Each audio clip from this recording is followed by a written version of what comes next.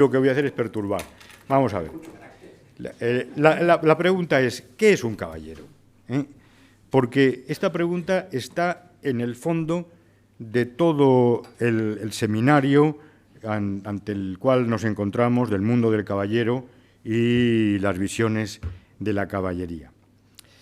Miren, cuando yo tengo que explicar a mis alumnos un tema que se llama la sociedad estamental y el estatuto jurídico de la población en la Edad Moderna, en los cursos de Historia del Derecho, en el curso que damos en primero como asignatura troncal, pues me encuentro con grandes dificultades de definir lo que es un caballero si lo quiero perfilar jurídicamente. Muy, muy difícil. Primero, la sociedad estamental es ya de por sí enormemente heterogénea, porque si vemos el clero, el estamento eclesiástico, nos encontramos con el alto clero, con el clero medio y con el bajo clero. Esto le cuento yo a mis alumnos, pero luego tengo que empezar a matizar, porque junto al alto clero, al clero medio y al bajo clero nos encontramos con situaciones de muy difícil determinación. ¿Están los sacristanes dentro del estamento eclesiástico? Evidentemente no, pero sin embargo gozan de privilegios que son propios del estamento eclesiástico. ¿Qué es la Brígida de don Juan Tenorio? Parece que no es una religiosa de Calatrava, no es una comendadora, pero sin embargo vive en el convento bajo la disciplina de la abadesa y sin embargo,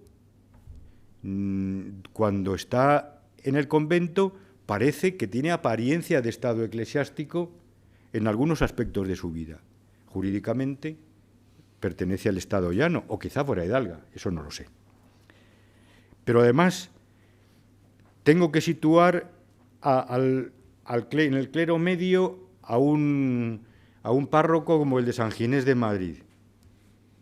Pero realmente era mejor ser párroco de San Ginés en Madrid que obispo de Solsona, al cual sitúo en el alto clero. Es un lío. Estas caracterizaciones, yo a mis alumnos trato de más o menos situarles dentro de estas tres categorías, pero hay que matizar muchísimo. En el estado llano, pues sucede lo mismo.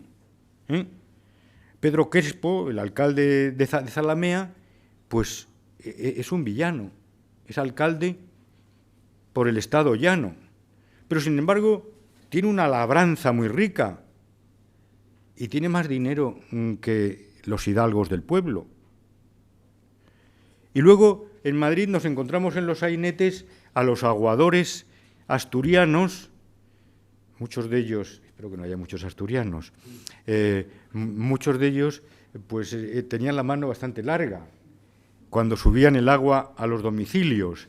Entonces, ¿qué sucedía? Que cuando los alguaciles los cogían, inmediatamente decían, que soy hidalgo. Bueno, no tenían apenas que comer, no tenían ni esa burra ni esa huerta que tenían los pequeños propietarios del Principado. O sea que también dentro del estado llano, y no digamos cuando nos enfrentamos al estado noble. En el estado noble vamos a tener que situar a los caballeros. Don Antonio Domínguez Ortiz, que es un maestro de todos nosotros en este campo, pues hace 7 categorías. Situaciones prenobiliarias o de dudosa nobleza, hidalgos, caballeros, caballeros de hábito y comendadores, señores de vasallos que podían no ser nobles, aunque la mayoría lo eran en una proporción gigantesca, títulos y grandes de España. Esta sería la clasificación de Domínguez Ortiz y de la cual yo parto en mis explicaciones de clase. Y nos encontramos con ya desaparecida la caballería villana a principios de la Edad Moderna, como también nos dice Domínguez Ortiz. Tampoco ya encontramos a los caballeros pardos, aunque sí encontramos en Andalucía a los caballeros cuantiosos, esto es, los pecheros acomodados que gozaban de privilegios de hidalguía en lo que a pechos se refiere y que colaboraban activamente en la defensa del territorio, pues nos tenemos que ir ya al término caballero despojado de estas clases que lo único que pueden hacer es embarrar la caracterización a la que me quiero dedicar. Para Domínguez Ortiz, los caballeros constituían una auténtica clase media nobiliaria. Bueno, y efectivamente, Otalora, en su Summa Nobilitatis Hispánica, lo sitúa entre la alta nobleza y los hidalgos. Pero cuando uno acaba de leer a Otalora tampoco tiene las ideas muy claras, porque él hace esta afirmación, pero esta afirmación pues es un concepto jurídicamente indeterminado, ¿no? ¿Cuáles eran las características distintivas de estos caballeros que en suma los iban a diferenciar de los hidalgos? Pues yo en primer lugar pondría su situación económica. Les permitía vivir de sus rentas. En segundo lugar, situaría el desempeño de los cargos municipales, singularmente alcaldes y regidores por el Estado noble. Y en tercer lugar, llevar una vida dedicada al cultivo personal, al ejercicio de la caza, a las diversiones que podríamos llamar caballerescas, como eran los juegos de caña, las lidias de toros, la caza, etc. Pero claro, estas tres características de las cuales yo les podría hablar, ustedes podrían levantar la mano y decir, mi querido amigo, yo le puedo decir muchos hidalgos que no calificaría de caballeros y que caben en algunas de las tres características. Y también me encontraría con los hijos segundones de las clases de la alta nobleza que también gozaban de estas características en suma, incluso parientes no en primer grado, pero que cercanos a las primeras casas nobiliarias castellanas. En suma, que siendo estas notas importantes, no lo son de forma categórica. La definición que de un caballero daba el Diccionario de Autoridades en 1729, en la primera entrada del término, no nos ofrece tampoco mucha luz. Así nos dice que caballero es el hidalgo antiguo notoriamente noble. Esto es lo que creía la Academia Española, donde había muchos caballeros, y algún título de lo que era un caballero. Caballero, hidalgo, es el hidalgo antiguo notoriamente noble. Que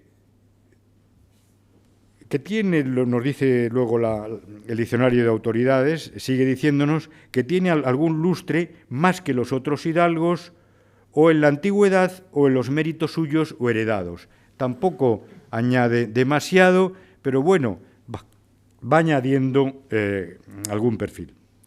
Refiriéndose en una entrada posterior al caballero andante de los libros de caballerías, también recoge la acepción caballero andante el Diccionario de Autoridades, y así por traslación nos dice que caballero es quien no tiene ocupación alguna y anda todo el día de una parte a otra gastando el tiempo inútilmente. O sea, que en 1729 el Diccionario de Autoridades nos dice que por una parte el caballero es el hidalgo antiguo notoriamente noble, pero que tiene más lustre que los simples hidalgos, sin decirnos en qué consiste este lustre, y luego viene a decirnos que un caballero pues es un quidam que está por la villa de un lado para otro. Sí cita el Diccionario de Autoridades a los caballeros de alarde y de premia, trayendo como autoridad en ambos casos el texto recopilado. De alarde nos dice el que tiene obligación de pasar muestra a caballo, y así la nueva recopilación recoge esta figura en 6.1.10. De premia, el que está obligado a mantener armas y caballos como los caballeros de guerra y los de alarde. Nueva recopilación 6.1.11. Todavía sigue habiendo algunas fiestas de alarde en España. Sí sería una nota de indudable adscripción a la condición de caballero el serlo de los llamados de la espuela de oro o de la espuela dorada, que según Bernabé Moreno de Vargas, en sus discursos a la nobleza de España, la reciben de los reyes los que, siendo hidalgos por la calidad de sus linajes y por sus hechos valerosos y particulares servicios, la merecieron. Si bien esta caballería dorada en la edad moderna hispánica quedaba circunscrita a los caballeros de Santiago, Calatrava, Alcántara, Montesa, Cristo y San Juan.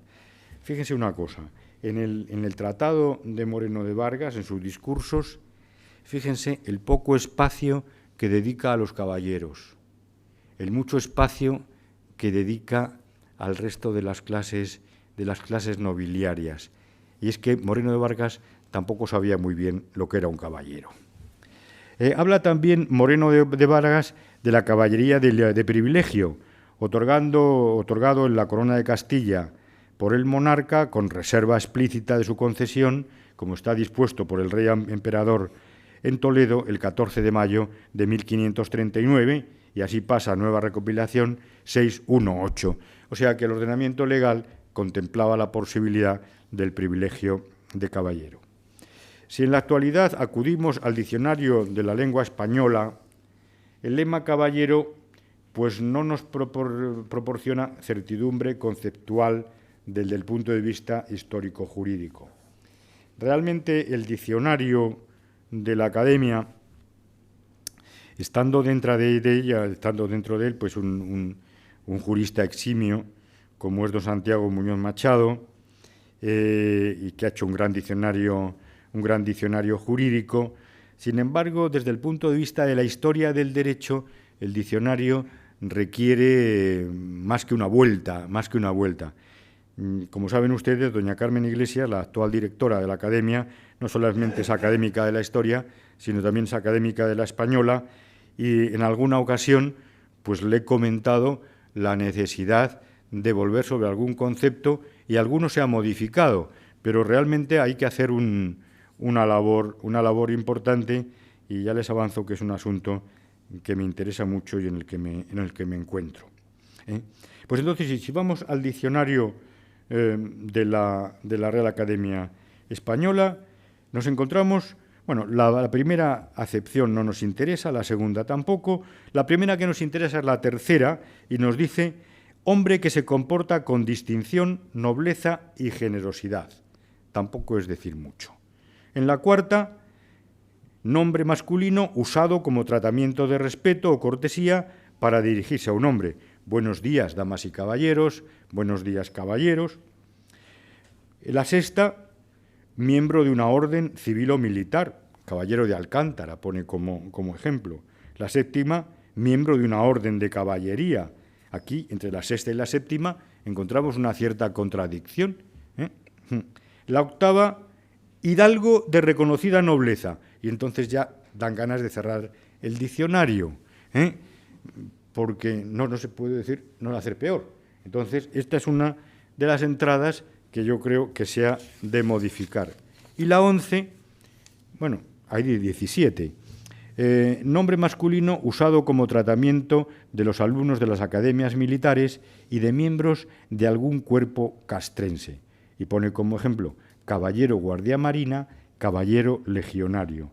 Bueno, para un conocedor de la nobiliaria, poner al lado a un caballero de guardia marina en el pasado, al lado de un caballero legionario, pues ya indica el despiste de los académicos de la española en muchos aspectos. Bueno, luego hay lemas compuestos: caballero andante, caballero aventurero, caballero cuantioso, caballero cubierto, caballero de alarde, caballero de conquista, caballero de cuantía. Bueno, el caballero de cuantía es decir caballero cuantioso. Caballero de la espuela dorada, caballero de fortuna, caballero de industria o caballero de la industria, caballero de la jineta, caballero de la sierra. Bueno, son los caballeros de sierra famosos.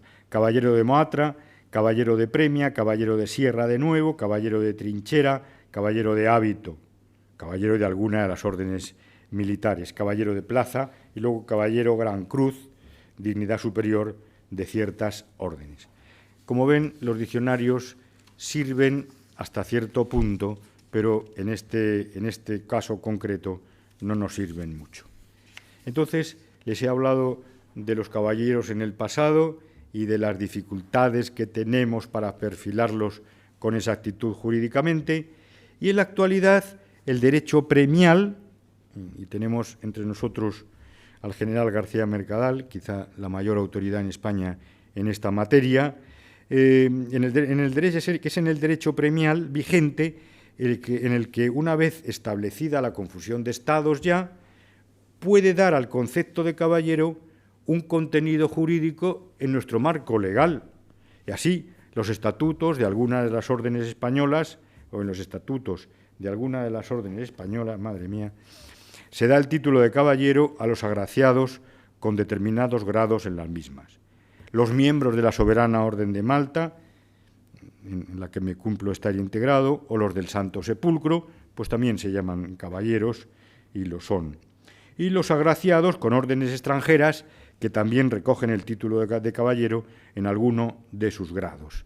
Y bueno, pues yo lo que quería es situar el toro en suerte, porque ahora me van a sustituir, perdón, a seguir en la palabra, pues personas que sin duda les van a enseñar muchísimo más que yo.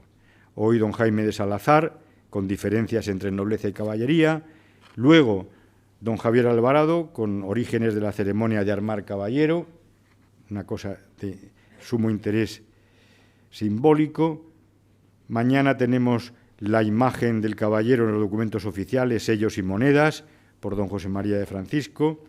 La imagen de la caballería en Al-Ándalus, no se la pierdan. No es que les recomiende que se pierdan las anteriores, pero desde luego no se pierdan esta imagen de la caballería en Al-Ándalus, por doña María Jesús Viguera, académica de la historia. Tampoco la siguiente, que es la que más les va a divertir quizá, los caballeros del rey Arturo, por don Luis Alberto de Cuenca. El viernes por la mañana, pues también una intervención de lujo, la educación de la mujer noble en la Edad Moderna, por una académica de la historia, doña Carmen Sanz. La formación de los nobles y caballeros en la Edad Contemporánea, el Gran Tour, por Antonio Manuel Moral Roncal, profesor titular y catedrático ya reconocido en la Universidad de Alcalá de Henares. La falsa nobleza, por don Carlos Nieto Sánchez, también asunto del mayor interés. En suma, ha diseñado este programa pues con sumo gusto y tratando de acertar para que ustedes aprendan y sobre todo también que lo pasen bien. Muchas gracias.